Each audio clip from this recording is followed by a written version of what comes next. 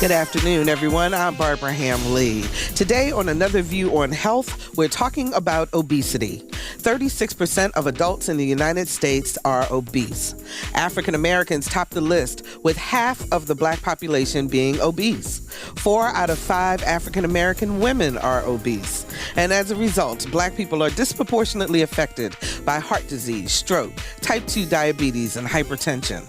So how do we combat this disease? Dr. Keith Newby and Dr. Caren Beasley are here with some advice on beating back obesity right after this news from NPR.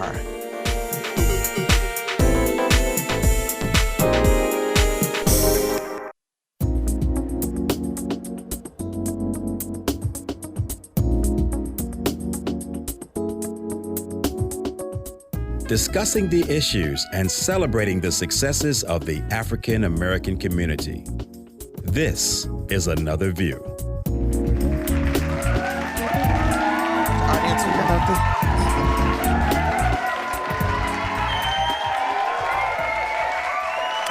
And good afternoon, everyone, and welcome to Another View. I'm Barbara Ham-Lee.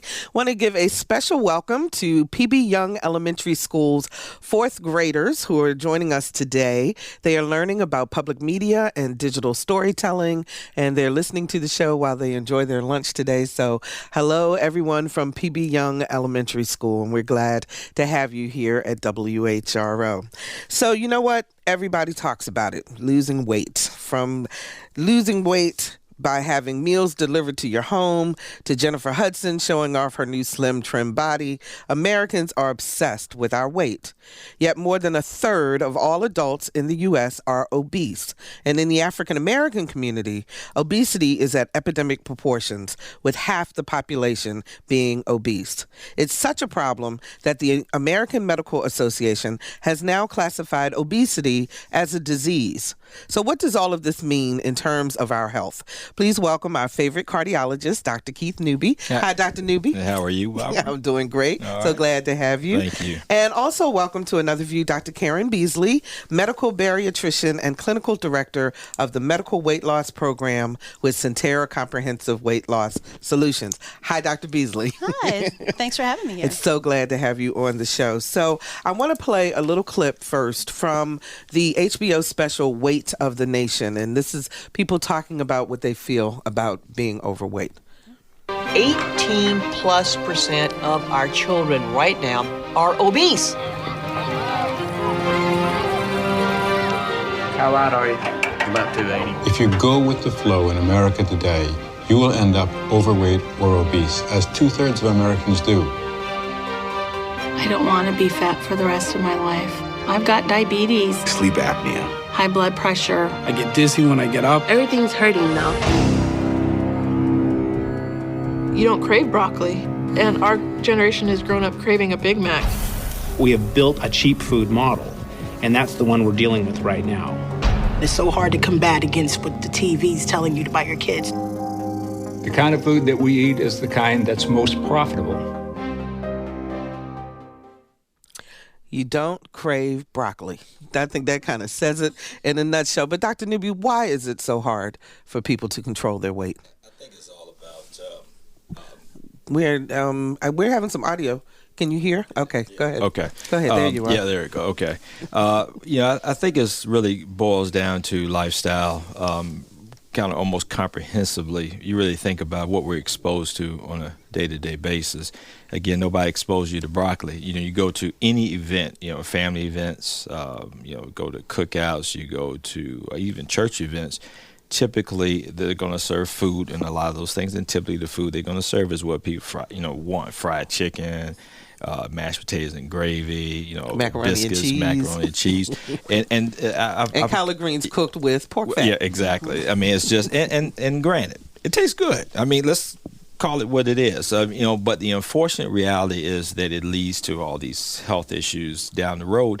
But it's like a vicious cycle, because until that cycle gets broken, because when you try to tell people, okay, you can't have this, and then the uproar that happens when you go to an event, somebody tries to serve you some carrot sticks. And, they go, what is this? But Dr. Beasley, why does it have to be so drastic? I mean, why does it have to be either the macaroni and cheese or the carrot stick. You know what I'm saying? Exactly. It doesn't have to be that drastic. But the problem is that a lot of times these foods actually end up making us crave it more. So we don't just have the scoopful. We go back and have the seconds or the thirds. And then, of course, Mom always taught us to clean our plate anyway. And, oh, there's just a little left in the bowl. Come on, go ahead and let's finish this off, And that's the problem. We have a hard time regulating the right amount. If we all ate healthy 80% of the time and 20% of the time we indulged, we'd be a lot better off. But, the kids think that dessert's for every day, not just for Sundays. That's part of the problem, too. Okay. 440-2665 or 1-800-940-2240 are the numbers to call to join our conversation. We did post this on Facebook, and we got lots and lots of responses. So I'm sure our audience out there has lots of questions for you all. 440-2665 or 1-800-940-2240. So I want to ask both of you, let's talk about internally first.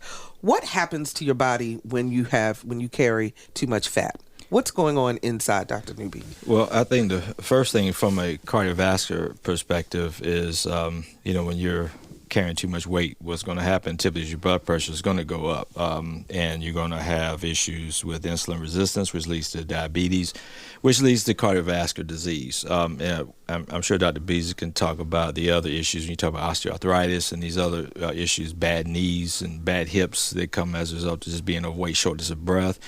I mean, it's all about, you think about what your body has to do. It has to carry you from point A to point B. And if you have more than your body was designed to carry. A lot of people, you hear the term, somebody say, I'm big bone. I'm like, what's that? I mean, you really think about it. All these are just things we've learned to do to compensate for the fact that we eat more than what we should, and we've gained weight. And the bottom line is you're not designed to be overweight. This lifestyle, so the end result from my perspective is that the increased weight increases that blood pressure, which increases that risk for diabetes, which then subsequently increases your stroke risk, heart attack risk, and death risk. So I look at that as just in a nutshell from my end. They go hand in hand. So it really is a domino effect, is Very what you're much saying so. now. And I'm going here because the producer wants to know. So there is no such thing as being big boned. No, I mean, in terms of height, in terms of, because some people say if you're really tall, you can carry more weight. Well, things are proportional. So yes, I don't think. There's some people that are going to be slightly. More muscular or larger just in general. But I guarantee if you, just like you mentioned about those skeletons, if when you look at people and you look at skeletons, they're all the same size. I can see too much different. Some may be taller than others, but they generally, the width is not going to be that much different. So I really don't think it's much that. I think we've just gotten ourselves to that stage where we've accumulated the weight. Because you really look at like those Jerry Springer shows, and when they have like some 4-year-old that weighs 220 pounds. The kid didn't ask for that food. Somebody gave him that food, and then he learned to keep asking for it as a result of it keep being given to him. So I think it's a learned behavior. I may be wrong. What's the trading places thing? Talking about environment versus genetics. I think it's more environment. And to give reference to the skeleton story, we got a Facebook posting that said it was very important for us to talk about the cultural issues around obesity because there are no fat skeletons. That's what they were saying. But Dr. Beasley, what else is going on inside that people need to really become conscious of if they're overweight? Well, a lot of people don't realize that fat is an organ that's actually a lot more active than we ever thought it was before, and it's very inflammatory. To have extra fat means you are going to have a lot more inflammation in your system. And inflammation, of course, is going to cause more of the joint issues. Besides just the fact that you are punishing them with more pressure, you have inflammation as well, which causes more tissue breakdown and so on. So you put inflammation with a risk of heart disease, and you're much more likely to have the heart disease. You put inflammation with the risk of diabetes, and you're much more likely to have pancreatic issues as well as diabetes. So it is certainly just the fact that there's too much fat's a problem, but it's way more than that as well. Now, the American Medical Association, the last thing they did this year was to make obesity a disease. What does that mean to the average layperson, Dr. Beasley? I don't know that it means a whole lot to the average layperson, to be quite honest. There's a whole lot of controversy. Is it disease? Is it not? There is a lot of people who feel very strongly and are quite angry about, no, this is not a disease. This is just all your fault. This is lifestyle. This is willpower, self-control. And that's certainly a part of it, but we have all had that thin friend who ate way more than we ever did, and they stayed skinny. Where's the willpower? Where's the self-control?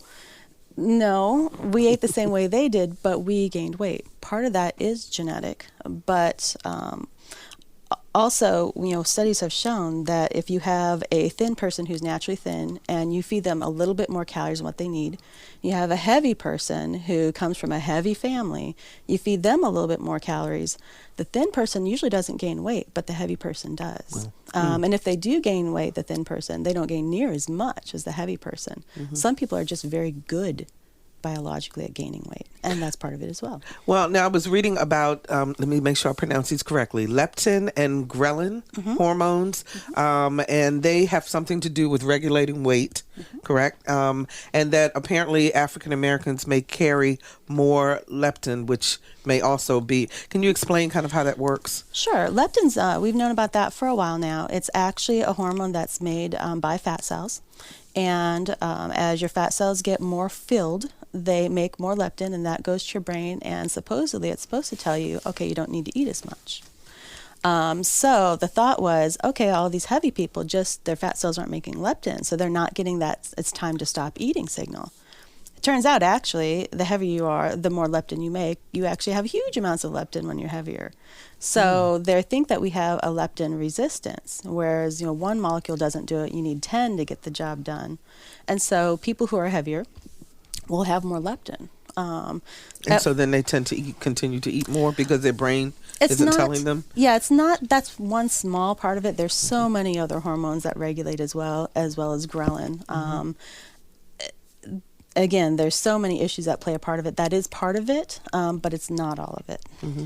Dr. Newby, when people say it is just self-control, what's the problem? Just put down the fork and just do some exercise and you will not be heavy. Yeah, well, I kind of have, I guess part of why I have mixed reviews on, some of the comments that, I know, and I definitely hear Dr. Beasley with, some of the genetic aspects, but what I've found is, like anything else, say as an example, you have somebody who's very thin, and I know plenty of people like that can eat anything and everything and never gain a pound. Why that is, I'm not sure if anybody really knows, but I know typically the metabolism is going to be higher, and I always found that sometimes, like, if you individually are more apt to be skinny, then you have the ability to eat more and do whatever. But if you have a propensity, like myself, I've been very, very skinny. And I've been pretty big. And so I've gone back and forth, and I've done that all my life. So I've been both sides of the fence. And typically when I commit myself and say I'm going to do this and I really stick to it, I've dropped 60 pounds in like 6 months. And I know they ain't supposed to be that healthy, but I've done that before only through just exercise and diet and just saying I'm not going to do this anymore. So I know it's possible to do it. I've been there before, and I ain't saying it's easy. I found I had to be so motivated and so strong-willed. But once it starts, it's almost like an addiction, and you can I keep going. I say, okay, then I get on the scale once a week. Okay, I got another 5 pounds I got to lose, and then I get to that 5 pounds. Okay, I'm going to lose another 5 pounds. And it's just, I found I've been on both sides of that spectrum. So I do feel that your ability to show that willpower does play a big role, but it is different for everybody. But the one thing I don't want, sometimes when people start hearing these theories about, why they're overweight, sometimes it almost gives them a reason to stay there. Okay, I'm overweight because it's, something in my genes is making me that way. Therefore, I don't have to do anything because I can't help it one way or the other. And that's the fear that I have of when we find out things that we share them with people. I mean, research and data, because it almost gives them the credence to say, I don't have to do anything anymore because it's not my fault that I've gained weight. And it is to a certain degree. I think you have to be held accountable. I know when I'm eating too much. If I go home, if I'm working late and I get home at 11, like the other night I got home at 11, I'm back on my diet now. So I'm really hitting it hard because I know I have to be. I had to get this because I can't tell people what they need to do if I need to do it myself. But I notice if I get home late at night and I decide to eat and it's 11 o'clock, I know I'm more apt to run into a problem than if I, kind of keep that late meal, down to 5 or 6 o'clock. And I found when I lose the most weight is when I really have myself disciplined. I won't eat past this time. I only eat certain things. I may eat frequently during the day, but I keep it small. And I'm hitting specific items that I eat during the day. And when I do that and I'm really motivated and I exercise with it, I'll drop the weight. So it's kind of a mixed bag, but I just don't want people to feel that they can get it out because of research. That's true. You don't want people to feel that way. And that's a great example of obesity being a disease. If I have diabetes, I can't say, well, I got diabetes, I might as well just give up. No, you still have to do what you have to do. You still have to eat the way you need to eat. That might not be what everyone else gets to do, but that's what you have to do for your disease. Okay. Let's go to Erica calling us from Virginia Beach. Hi, Erica. You're on the air. Hi, Barbara. How are you? I'm fine. So I'm a naturopathic doctor in Virginia Beach, and I own an Essential Wellness Center. And so I'm working with patients all the time on their food. And the first 20% of digestion is known as the cephalic phase. It's attached to the limbic system in the brain, which is the emotional body. So it's not always just, people don't want to eat, a certain way. It's that their emotional aspects are triggering that. And also, too, when you're looking at food and you're looking at where people are eating, food means so many different things to so many different people. People eat because of boredom, socialization, worry, anxiety, all kinds of different reasons. So when you get to the root of those causes and actually figure out what those foods represent to people, that's where the movement, the power really happens. And, in comment on diabetes is reversible. And you can work with patients on, making better food choices. Preparation and pre-planning is so important. If you don't prepare and if you leave the house in the morning and you don't know what you're going to eat, breakfast, lunch, dinner, and a snack, you are doomed. Okay. I agree. Erica, thanks so much for sharing that. We really appreciate it. Go ahead, Dr. Beasley. You said you agree with her. No, I agree. That's a great point. There's so many aspects to this. This is something that we can control. We have to make sure that we're saying, okay, I'm going to go ahead and do this. I'm not going to just ignore it. There's lots of emotional aspects that have to do with eating. I'm very much an emotional eater. I can really feel people's pain that way. There's medical reasons. There are diseases that tend to actually increase our hunger, and oftentimes the medications we use to treat these actually make it significantly worse. So you put the medicine with the emotional and then the whole social issue as well. How do you deal with the food pushing mama, and how do you deal with grandma who says, no, you're just a big bone boy. You have to deal with all that. Exactly. Let's talk about the cultural issues. Before we get into it, the term phat, P-H-A-T. Let's listen to a clip from the movie Money Talks with Chris Tucker. You fat. Fat. P-H-A-T. Pretty hot and tempting. I'm stunned by your fatness. Jane, you're a lucky man to have such a fat fiancée, man. She fine. P-H-A-T. Pretty hot and tempting, I think is what he said. Yeah. But I mean, there are terms like fat, thick. Young girls today say they are proud of their jelly roll. Men like women with meat on their bones. I mean, when you is that a way? And I'm going to talk to you first, Dr. Beasley. When you talk with your patients, do they say, well, I'm just fine because my man loves me. My family loves me. This is the way I should be. I actually do see that a lot more in my black female patients. Very confident. I love that about them. They're not going to let anyone tell them they're fat with the F word, you know. But there comes a time when your weight's affecting your health, and we want to catch that before you have diabetes. If you're starting to see these issues, we need to go in that direction. If we want to wait. Or we don't want to wait until you have the heart attack before you go ahead and take care of it. So I don't mind thick. There are some of us, and African American females do, or African Americans in general, do have more muscle mass than Caucasians, who also have more muscle mass than Asians. I don't mind if their weight is higher than what the weight charts say, but if your blood sugars are going up, if your blood pressure is borderline, if your knees are hurting, all right. Because that goes to my other question I was going to ask you. Can you be overweight and still be healthy? You can, because weight is just a number on the scale. What's it made of? Arnold Schwarzenegger is technically obese by his weight. Now, if you have a six-pack, that kind of tells you you're probably not too fat. That's a good way of knowing it. But, I don't mind women having curves. There's a difference between curves and rolls, though.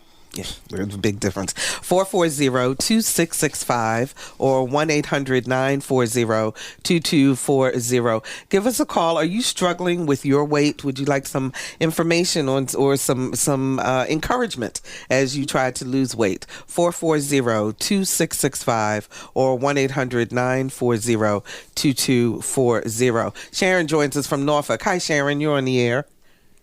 Hi. Hi. I would love to see that as a member of the African American community, that we get the elephant out of the room. We talk about obesity and how it is killing us with diabetes and high blood pressure. It's almost accepted that you have these diseases. And perhaps with education, we can just begin talking about it in our churches, in our beauty parlors, in our barbershops, in our schools, and make it something that we are aware of, pretty much like we've done breast cancer. We've gotten that out of the closet. We talk about that among ourselves. Can we do the same thing with obesity? Because it's killing us. I am losing too many friends to effects of diabetes and blood pressure, and not thinking anything was wrong with them being overweight. Very good point, Sharon. Thank you so much for the call. Dr. Newby? Well, as a community-driven guy, I would be the first one to say that education is the key. The problem that we run into, just having done health fairs, and we had our health summit where you invite you invite 10,000 people and 100 show up. Exactly. The problem is getting people wanting to hear it. It's like it's almost like anything else. Do you really want to hear your problems? Do you really want to hear, that you're overweight or whatever? And it's just, you almost have to get people in a different mindset. So I agree with her 100%. The education is everything. That's how people learn about themselves. That's how they learn that there is an issue. But people got to want to know that there's an issue, or nothing else, even to help their own family members out. One of the biggest obstacles I've run into, and I'll never forget it, and I'll tell you this very quick story. When I was first came back to the area in '97, from here, but after all the training and stuff, and I came back, I had a patient who was, I used to call my little, I loved her. I used to call her my little Oompa Loompa, because she was as tall as she was wide. Wow. And she had coronary disease, and it was hard to get some of the surgeons that want to operate on, because they were worried about whether or not she was going to live through the operation. But we were able to get it done, and I had her promise me that she was going to change her lifestyle and lose weight. I said, because I'm trying to convince these surgeons to go and operate on you. And it was a struggle, but they went ahead and operated on her, and she did get bypassed and did well. But she never lost a pound. And what happened was she ended up getting sick again, maybe a couple years down the road. Came back in the hospital, and and she couldn't walk. Because she was too overweight, and she was just pretty much bedridden. So I'm in the ICU with her, fussing at her and her family, and I'm looking at them saying, she's back in here now because of this weight issue. And I said, I can't get you guys to help me with this. And their response is, but if we don't feed her, she gets mad at us. So my response back was, well, what's she going to do? Chase after you? I hate to say it like that, but, it's like we as a family, and it really takes they say it takes a village to raise a child. It takes a village to help people with these obstacles. Because like when my wife and I decide to do things together, it's a lot easier than if we do it separately. The problem is trying to get everybody on board to want to handle that. So it goes back to that education piece, but it's also what people want to hear. And if they don't want to hear it, trust me, they're going to start looking at you. Just like sometimes you talk to people about church. If they're into it, great. But if they don't, all of a sudden they'll say, I got to go. I'll see you later. If you're just joining us, we're talking about obesity with cardiologist Dr. Keith Newby and Dr. Caren Beasley, clinical director of the medical weight loss program with Sentara Comprehensive Weight Loss Solutions. Dr. Beasley, okay, say you're overweight, you've tried everything, and you go, okay, I'm going to have surgery.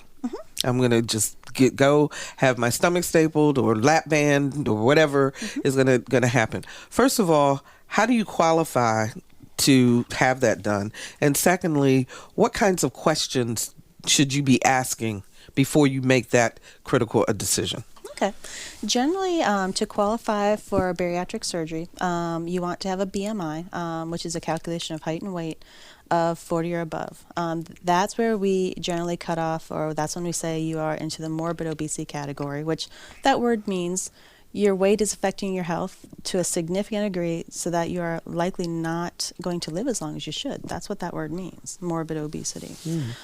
So that's when you are qualified. But if you have other medical conditions, serious medical conditions like diabetes, high blood pressure, high cholesterol, they will actually cut that down to 35, and you would qualify. And surgery is a really, really great tool. We say that all the time. It does help. It makes it easier for you to do what you need to do. But like I said, it makes it easier for you to do what you need to do. Okay, it doesn't do it for you. If I give you a screwdriver, you still have to put the screws in. You can't just say, why isn't the screwdriver putting the screws in for me? And so surgery, like I said, it's got its risks, but it can really change people's lives if they're willing and ready to do their part. And their part is? What happens after that? They have to actually listen to their surgeon. Before surgery, after surgery, they know what they're doing. But they have to kind of be prepared. They have to figure out, is truly hunger the issue? Because you can do something to my stomach and make me not hungry at all, but it turns out I can eat just fine when I'm not hungry. So if you don't change the way that you're eating and the things that you're eating, it doesn't matter whether you have the surgery or not. No, you'll lose weight in the beginning, but you'll learn how to put it right back on, and we've all seen that in some people. Yeah. And that can become dangerous, can't it? If you've had the surgery and then you gain the weight. It can. It puts you at a lot more complications when you put weight back on after surgery. And, once you have the surgery, you don't just fix it. You don't get back to where you were before. You've got permanent rerouting. They can do some things to kind of adjust, but no, the risks of being overweight are still going to be right back there. If you got your diabetes under control, but you put it back on, guess what? You got diabetes again.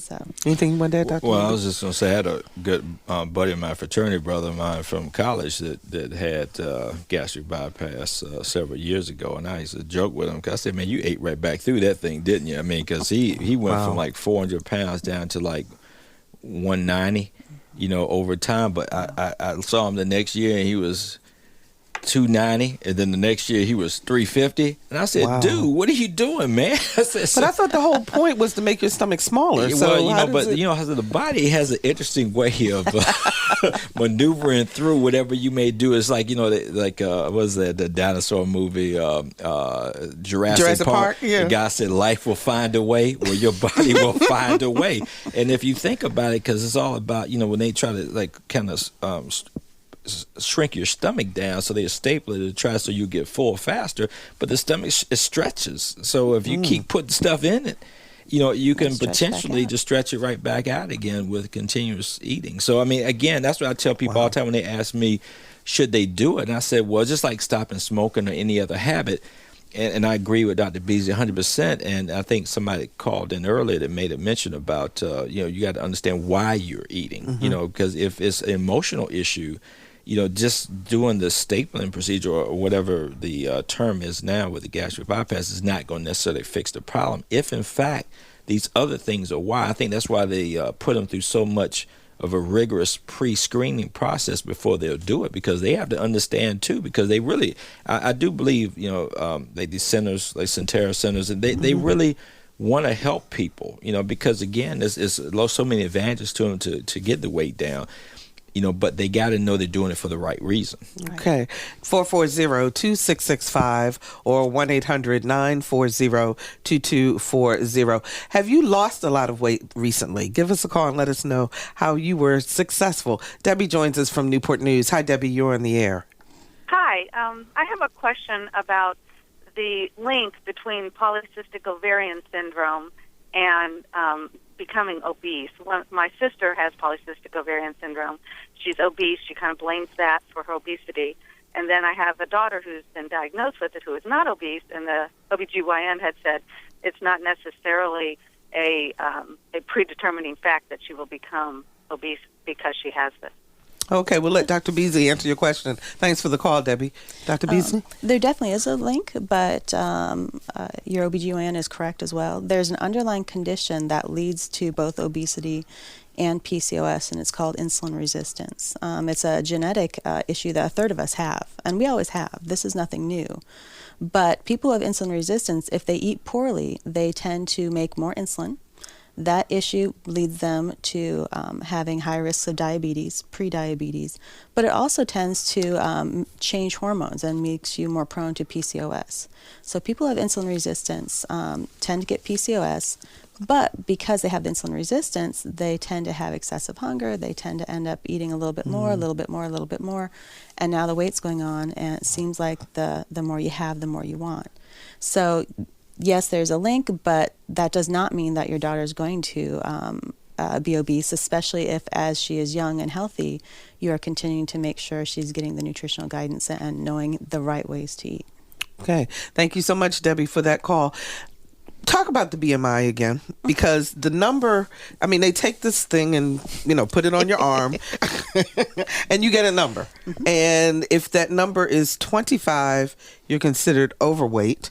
If it's 30, you're considered obese. And then you said over 40 is morbid obesity. Mm-hmm. Okay, break that down for us. Tell us what should you take away from that once you get your BMI done? Okay. Your BMI is a nice screening tool. It kind of gives us a first idea of where you're at. If your BMI is in that 20 to 25 range, you're usually right about where you should from a health standpoint. 25 to 30, little borderline. Okay, 30 is usually where people start to have health issues. But again, it depends on what your body's made up of.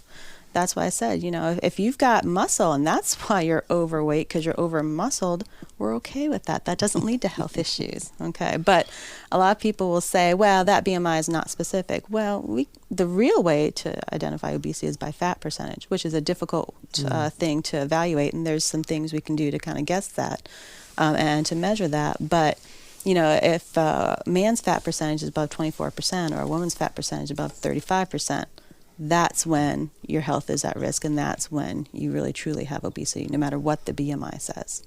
And if you have, there we go. And if you have obesity, that you need to get busy about losing some weight. You need to get busy because it doesn't take care of itself. It's not something that, oh, look, that just fell right off all by itself. Okay. Sandy joins us from Chesapeake. Hi, Sandy. You're on the air. Hi, thank you so much for taking my call. Sure.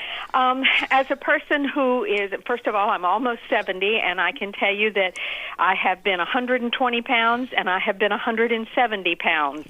And there's almost no rhyme or reason why it happens. But one of the questions I have is, what about people that we see all the time whose bodies are so out of proportion? They are really, really, really heavy on the bottom, and you wonder sometimes how they can even walk. But they may look perfectly normal. If you were to see them sitting down and only saw them from the waist up, they would look like they were perfectly normal in their weight. And then I've even seen people, and it's usually a woman, who's extremely heavy on top, very large bosoms, heavy through her arms and shoulders, and then very narrow through her hips. There's some things that's got to be going on metabolically, and the other thing is people eat because the food tastes good. If we could figure out a way to make it taste bad, maybe we'd lose weight. And I'll take my answer off the air. Thank you, Sandy, for the call. We appreciate that. Or to make broccoli taste like Whoppers. Make broccoli, exactly. Then we'd be in good shape.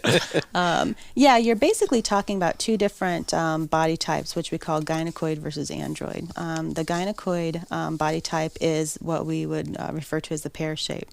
And at extremes, you can have exactly what you mentioned, very, very thin on top, but the hips really, really spread out. Mm-hmm. Interestingly enough, that is actually a healthier shape to have, because when your weight is in your hips, it's not around your internal organs. When your weight is centrally, it tends to be around your internal organs. I was going to ask, why does it always come around the middle? Well, it doesn't always, until, you get a little older, that is, and so on. But that's actually a hormonal change, too. That also has to do with blood sugar issues. When I used to be very much pear-shaped, and now I'm very much more apple-shaped, but that was after I got a little older, hormone changes fluctuated, and guess what? There's diabetes in the family, and and heart disease. Okay, so I kind of finally caught up, is what the issue is. But it's very much genetic, but the apple is always more dangerous. Okay, Velma joins us from Hampton. Hi, Velma, you're on the air. Hi, thanks for taking my call. Sure. I have always had a concern because I'm a night shift worker. There's a lot of us out there, hospital workers. I work for Sentara. There's police officers, firemen, a lot of service workers that work at night. And a lot of us are gaining weight because we work at night. It's hard to figure out when's your breakfast, when's your dinner, when to work out, your sleep pattern's off, which throws your hormones off. I just kind of need some tips on how to control that, to lose weight when you're working night shift. That's an excellent question. I hadn't even thought about that. Dr. Newby, you want to take that one? I think, what I guess I've tried to do is kind of advise people to, because I think partly what gets people in trouble when you eat late at night is you're going to go right to bed. So you're not really burning anything, so you eat and it just sits there. Now, whether that's true or not in terms of the end result, I mean, I work by that theory because it seems to be true when you eat late at night. But, I think what she's saying is if her shift is say, 3 to 11, and she she'll go to sleep at midnight, say.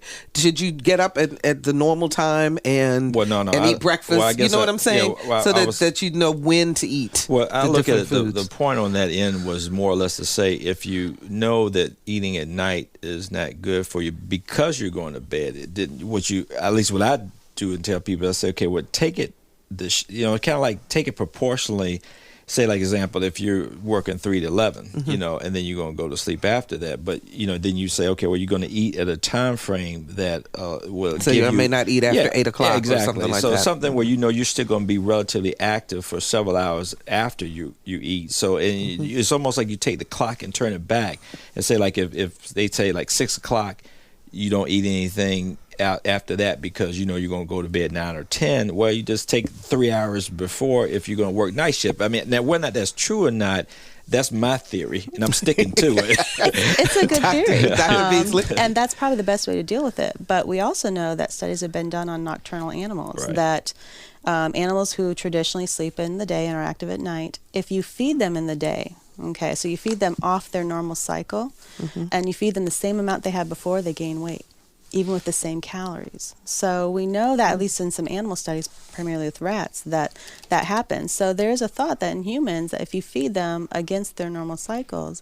that they have to be even more diligent to eat the right things. But my thoughts are the best thing you can do is plan ahead. You've got to have, I'm going to eat breakfast around the same time no matter what it is. You're going to have lunch. You got to bring your lunch. You can't, the hospital cafeterias, come on, guys. It's not good. It's not healthy. I'm sorry. And that's the hospital. Well, I have a comment. I'm going to run by Dr. Beasley real quick. One of the theories that I run into with, when I'm advising patients and we start talking about different types of diets, because, eventually we're going to get into this topic. I'm a big proponent of lower carb kind of diets. Now I know like the Atkins diet in South Beach, and more Atkins initially had gotten this bad press, and they say it's not healthy and this, that, and the other. But I remember there was a study came out a few years ago comparing low carb versus low calorie diets. And I was so glad to see that because I've been fighting with dietitians forever about this concept. But the reason why I was a proponent of it is because, and I found this to be true when every time I did kind of an Atkins/South Beach kind of scenario, when I would check my cholesterol, I had like the highest HDL I've ever had in my life. I mean, numbers were down, no medicine, no nothing. Mm-hmm. And I knew it was because of that change in the carb content in the foods. Now, they said that the two diets, you lost the same amount of weight. There wasn't really a difference between the two, at least this particular study, but they said the cholesterol profiles were markedly better in the low-carb kind of diets. But the question I had, because I had a debate with a patient a couple of days about this, and I was trying to tell him he lost his insurance, so he's diabetic, and he was saying, listen, I'm not sure how I'm going to be able to handle the cost of some of these diabetic meds. And I said, well, you may want to consider just going on a low-carb diet and kind of thing. I said, because technically speaking, you think about it, insulin is produced based on stimulation from the pancreas. I said, so if you're not giving your body those types of foods that stimulate insulin production, theoretically over time, your body will get used to not that insulin stimulation will go down. Hence, the insulin levels would go down. Hence, insulin resistance will particularly go away. Theoretically. I mean, I believe that to be true. That may not be necessarily the case then, but I still believe that if you do it that way, I think you can potentially change some of those dynamics. I actually agree a lot with that, because in general we do eat way too many carbohydrates, way too many simple carbohydrates, and carbohydrates are also pro-inflammatory as well. Mm-hmm. So most of us could do better on a lower carbohydrate diet. Atkins is not necessarily appropriate for everyone, but no, I agree with what you're saying with many of the registered dietitians who are taught one way. That was the old way. That was based on 1950s research where people were much, much thinner and had very different activity and lifestyle patterns than they have now. I want to try to get Lori's call in last because we're almost out of time. Lori joins us from Norfolk. Hi, Lori. You're on the air. Hi. Thanks for having me on. I just wanted to share briefly that I was intrigued when I heard the doctor say that one should consider finding out why they were eating before they resorted to surgery. And I was lucky enough to have that intuitive thought. 7 years ago, I joined a group called Overeaters Anonymous. It is patterned after Alcoholics Anonymous. I was able, through the program, without any surgery or any other specific medical intervention, to lose 140 pounds, one half my body weight. Congratulations. I did it over a year's time. Congrats. Through a healthy eating pattern given to me by nutritionists. And I've been maintaining that loss for over 6 years. Congratulations. It's been a transformative miracle in my life, and I just can't recommend it enough. And I just wanted to let people know that there's hope. Thank you so much for that call, Lori. And what a perfect way to start to wrap up our conversation. We didn't even get to exercise, which I know you have to do in conjunction with cutting back on the food. But one last thought from each of you on what you want people to know or think about as they try to lose weight, Dr. Beasley. One last thought is I think that people really need to stop kind of getting this guilt feeling. We have this dread of, we don't want to talk about it because everyone's told us it's all our fault and so on. And I'm not saying that it's not their responsibility to take care of it, but we need to kind of let go of I just don't want to deal with it because I feel so bad about it. It's a health issue. It's a disease. Stop feeling bad. Let's just take care of it. That's Dr. Caren Beasley, medical bariatrician and clinical director of the medical weight loss program with Sentara Comprehensive Weight Loss Solutions. Thank you so much for joining us. Thank you. We appreciate that. And Dr. Newby, your final words? Well, I'll just say this. I mean, I think people, I haven't been up here before. People know my theories on a lot of these ideas, so I won't waste everybody's time with that. But I would like to ask a question to the audience, at least the listening audience. As I mentioned to Barbara when we got started, we may need to do this in a couple of different settings. Exactly. So I promised a young fellow that sent me an email a couple of months ago. He wanted to talk about, and I can't remember exactly what he wanted to talk about, so I don't want him to think, if he's listening, that I forgot about his email. But I want to at least ask if people think this is a show they want to continue here, another series about next month, email the studio, or they can email me, k.newby@fortnorfolkmedical.com. And I love to hear if this was informative and you want to hear some more. I love to get everybody back together next month if possible. To do this again because we didn't get to the exercise and all these other things. So I love to be able to do that. So if you want to hear us to continue this discussion on ways to lose weight and to be healthy, you can contact us on our Facebook page, or you can contact anotherviewradio.org. Leave us a message, and we'll know what to take care of for next month. Dr. Newby, thank you so much for joining us, and we will be right back. This is Irony Singleton. I've had the great pleasure in my short Hollywood career to have worked on The Blind Side, An Amish Murder with Neve Campbell, and of course, The Walking Dead. And you're listening to Another View on 89.5 FM.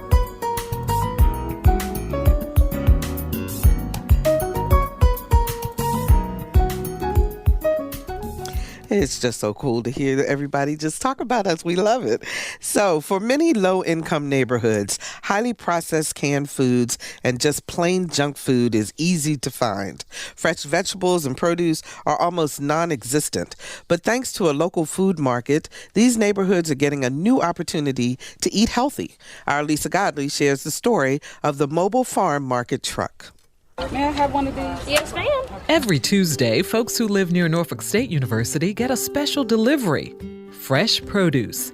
That may not seem like a big deal if you have a car, but when you want to eat healthy and don't have transportation, it makes all the difference. Just ask neighbors like Florine Rogers. Just walking distance, I don't have to catch a bus, and my daughter not here in town, to take me around, so this is good for me. Better for us out here, the older folks who live here in the mid-rise. You don't have a car, and so you can come right around the corner. It's a mobile farm market manned by workers from Norfolk's 5 Points Community Farm Market. Executive Director Bev Sell says the idea made sense because people need fresh produce, and there's plenty to choose from. We have squash and cucumbers. We also have peaches and nectarines and, your greens, and then your basic taters and tomatoes. And Florine Rogers has her favorites.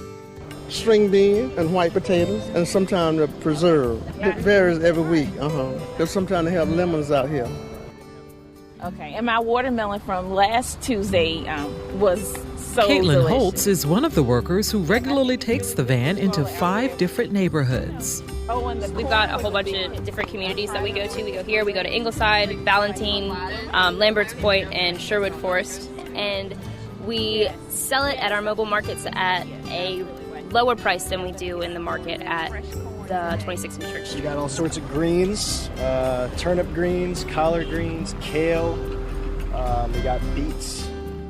The 5 Points Farm Market got a USDA grant in October to pay for the van. Bev Sell says when it expires, food prices will remain the same because their expenses will still be low. She says it's not about the money, it's about the mission.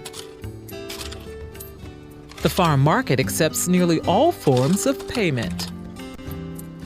You can pay with cash, credit or debit, but the credit or debit we try to make you meet a $10 minimum. But we also take EBT food stamps, and we take those at all of our mobile markets, and we also take them back at our main market on 26th and Church Street. And over here we got a bunch of fruit, blueberries, blackberries, oranges, grapefruits, and lemons, which unfortunately are not local, as well as the This bananas, particular but, mobile people market love 'em. stop is in the parking lot of the Newark Medical Center, where Olivia Newby is a family nurse practitioner. Newby and the farm market's executive director saw this as an opportunity to reach out to the community and help eliminate the problem of food deserts. So a food desert is no grocery store with viable fresh fruits and vegetables. It is what is labeled a community or area that doesn't have a grocery store, that they tend to have more fast foods or what we call convenience stores. And in those convenience stores, they have hot dogs, food that is processed, which also affects the way their healthy living or their lifestyle. So when you eat processed foods, they are often high in sodium and fat. Grace Underwood was pleasantly surprised being able to buy groceries after her doctor's appointment. Actually, I'm real impressed. I was on my way to my doctor's appointment, and I kind of saw them setting up, so I knew I had to hurry up and get in and get out so I could get some things. Real impressed with what they have. So I had to call my husband. So is there anything that you want? Everything I named, he said get it. So I got it. It's summer and squash. For Another View, I'm Lisa Godley. And green beans. And, of course, corn. And I tell you that fresh food from the fresh market, it almost makes you crave that broccoli. So try to get out there and get some fresh food. What a great story. And this story was produced by Anastasia Champ, a senior at the University of Maryland, and Kiara Dunstan, a senior at Hampton University. And both of these young ladies are interns with Another View this summer. If you'd like more information about the days, times, and locations of the mobile farm market, just visit our website at anotherviewradio.org. Today is a bittersweet day for us here at Another View. Today is the last day that our beloved audio engineer Perry Smith will be with us. So I thought it would be fitting on his last day to bring him in front of the mic instead of behind the mic. Hi, Perry. How are you? How you doing? I'm doing all right. Oh, my goodness. I can't believe after 10 years you've been here at WHRO. Isn't that correct? 10 years. It went so fast. Wow. Yeah. And it was your first job straight out of college? Straight out of ODU. Go Monarchs. I know some NSU people in here. Here we go. So tell us, Perry, what is it about Another View that was special to you? I love the, well, first of all, the round table always, I have to take headache medicine after the round table, and my heart has to come down. The energy has to come down after after that show. So I take away from that just informative conversation. Also, just to widen my view of the world and how I think about the world and politics and even local issues and problems. Mm-hmm, yeah. Mm-hmm. And it also challenges you from an audio perspective too, doesn't it? Yes, it does. Yes, it In does. terms of all those voices speaking at the same time. Bill. And then you also edit the stories, the positive pieces that we do. Does that give you an opportunity to find out more about Hampton Roads? It does. And the person that I am, because I'm constantly going and doing other things, I don't get to stop and listen to the news. So this is my time to get the local news and to also get what's going on in our community. And unfortunately, I probably should do a better job at kind of opening my horizons, but this also helps me with opening my horizons. So where are you going? What are you going to be doing? I'm working, I'll be working with one of the branches of the military. I won't say which one, but I'll be working with a company called CSC, Computer Science Corporation, and I'll be helping the military to sustain their AV equipment in all of these training classrooms all over the country. Wow. Aren't you going to miss us? Yes, I will. I love my WHRO family and Another View. I appreciate you all entrusting me with all of you all's projects. Thank you very much. I know we throw a lot on your plate. I am sure of that. That's all right. But you also were instrumental in helping us to put together our open and the feel for the show and so forth. Will you still have the opportunity to be involved in production? Show production?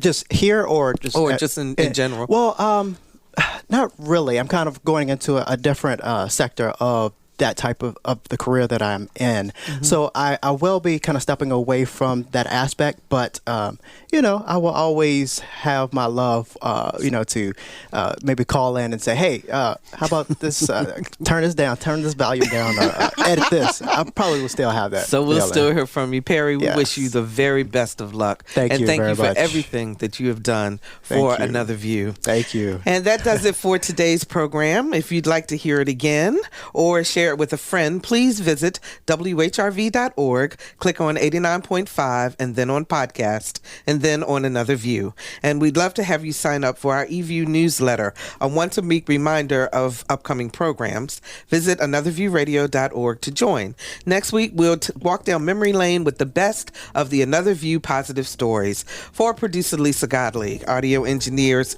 Perry Smith and Victor Bowen, his first day with us today, Ashley Dillard, who answered our phones, I'm Barbara Ham Lee. Have a fantastic weekend, and let's get together again next Friday at noon for Another View.